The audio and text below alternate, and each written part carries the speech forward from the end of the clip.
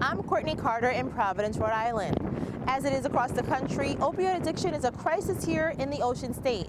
I sat down with one man who's sharing his story of addiction to help other people, as well as sat down with Rhode Island state officials to see what they're doing to help in the fight. You know, it all started with cocaine, which led to painkillers, which eventually led to heroin. Chris Heron, a New England native and former pro basketball player, says one of his life's biggest accomplishments is getting off opioids. I went from the treatment center to a halfway house, and after 90 days there, I went into a sober house. Every fiber in me wanted to go back home, but I was extremely grateful that I had people around me saying, commit now, put the time in now, and you know, it will pay off in the end. And it did. He says he tried to get off heroin since he was 21, suffering multiple overdoses. He finally achieved sobriety at age 32. Heron celebrated 11 years of sobriety this August, and now he's trying to help others like him. He opened up his own rehabilitation center last year in Seekonk, Massachusetts, and knows sadly in southern New England, he is far from alone. The problem everywhere. Rhode Island is not exempt. It's a huge problem.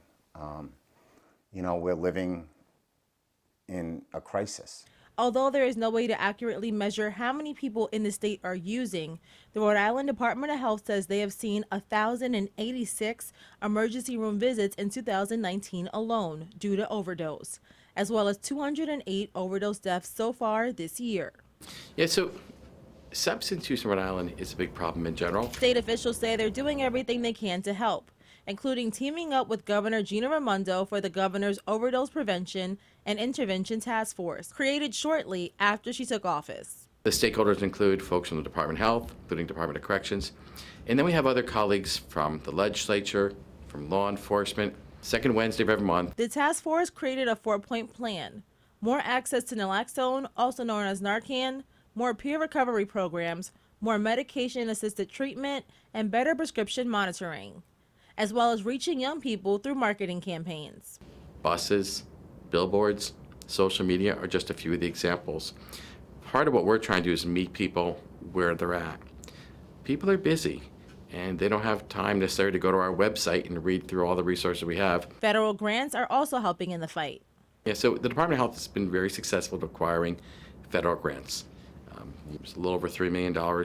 The U.S. Centers for Disease Control and Prevention awarding Rhode Island that money for better tracking of overdose deaths so authorities have better access to data. That data will support prevention, treatment, and recovery programs. In addition, the Federal Substance Abuse and Mental Health Services Administration is allocating nearly $12.6 million to Rhode Island through state opioid response grants.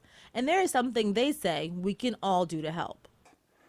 You know, unfortunately, the stigma that's surrounded by opioids. I think one big concept is opioid disorder is a brain disease, and the stigma we're experiencing is still pretty powerful, and I think those negative public perceptions just aren't helpful.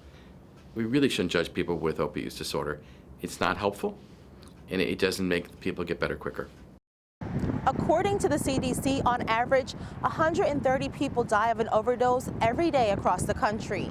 But with everything from task force to campaigns to sharing personal stories, those in our backyard say they're doing everything they can to help in the fight. In Providence, I'm Courtney Carter, Eyewitness News.